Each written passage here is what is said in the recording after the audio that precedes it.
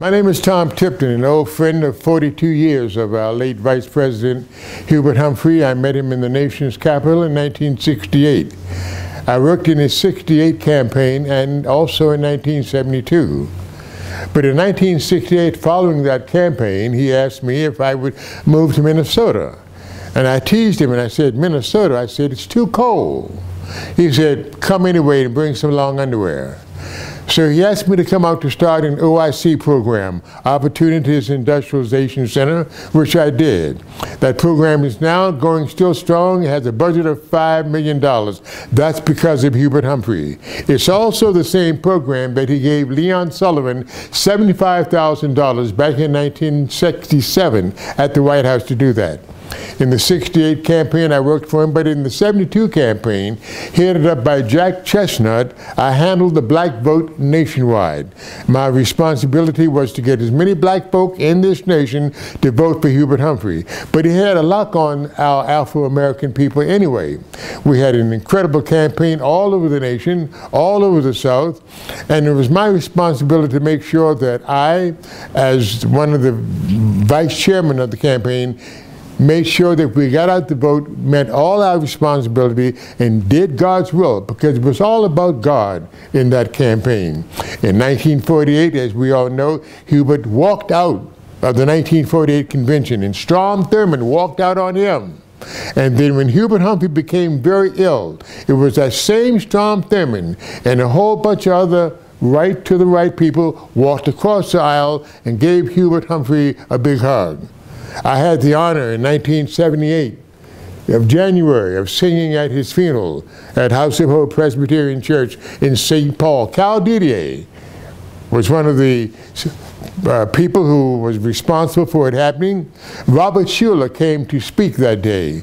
That's when I met his wife. I didn't know who Robert Schuller was, and after the service, Arvella Schuller said, if you're ever on the West Coast, Mr. Tipton, would you come and sing on my husband's program? I said, well, sure, I'd be delighted to do that. I didn't realize, I said, one time on television, that would be great to tell my grandchildren. But 103 times on television, 32 years later, it has been a wonderful inspiration to be with Hubert. Hubert loved me singing the old hymns. At the funeral, I sang, He'll Understand and Say Well Done. My life to Hubert Humphrey, he was my legend, the most important person that ever happened to me in my life. I loved him, I loved Muriel, his son Bruce, his son-in-law Bruce Robinson, Skip, the whole team. One big family. I can never forget all that he did for America. It was Hubert Humphrey before there was Dr. Martin Luther King, and I had the honor of working for both of them. I miss him because of what he meant to this nation. I miss him because of what he meant to the Afro-American population of this country, and I miss him because he was a personal friend of mine. He would come to my office at Vanguard Advertising Agency at Christmas time. I had him eating fried chicken and other foods which often most people didn't eat, but collard greens as an example. But he was a very wonderful, inspirational person in my life, in the life of my family. He met my daughter Beverly at one time at WCCO. I interviewed him at WCCO one time on the television show that I had there. I can't say enough about this great, great man who took a nation and carried it on his shoulders to meet the needs of all the people. Under President Lyndon Anderson, sure, he went all around the world, but his commitment was to the people. And it was also Muriel Humphrey, who was the backbone, who went to New Orleans many years ago, even after he was mayor, to look at the situation and found how bad it was to be upsetting and disgracing black people. And he made sure that this would never happen again. That's what brought about the civil rights movement. That's what made it happen.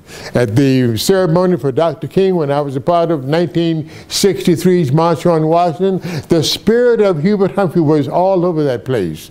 I can never forget him, an inspiration to my life. He was my friend, my mentor. What else can I say except I love you, Hubert Humphrey, and I'm glad that we welcome you on this 100th birthday celebration. May God bless you and God keep you strong. In His name, amen. I've got one question for you too. Yes. He friended his enemies somehow. How did he do it? That's a very good question, my friend. He befriended all of his enemies. I said to you that when Jimmy Carter brought a plane out to Minnesota to bring him back to Washington, all of his enemies, every one of them, crossed the aisle. Why? I'll tell you why. Because he had not a streak of ill-kindness in his heart anywhere.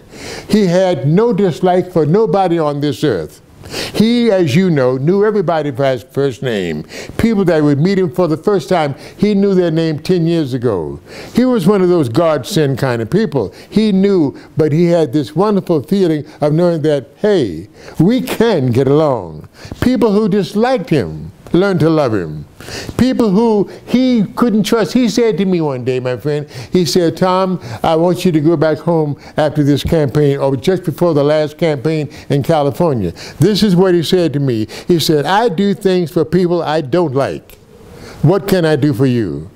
And so he did a few things for me that I didn't ask for, because when he said to me, I want you to go back home, I said, I can't go back home. He said, why? I said, because I want you to be president.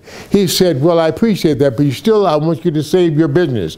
He said, you go back home. Again, I'm repeating, I do things for people I don't like. Why can't I do things for you? That was his motto. That was his mantra. That's who he was. He was a godsend. He was like a Jesus person in my life and in the life of millions or thousands upon thousands of people all across the world. That's who he was. He couldn't change. That's how he was. That's what he cared. He cared about everybody. He didn't care what you look like, where you came from, how you got here. That was Hubert Humphrey.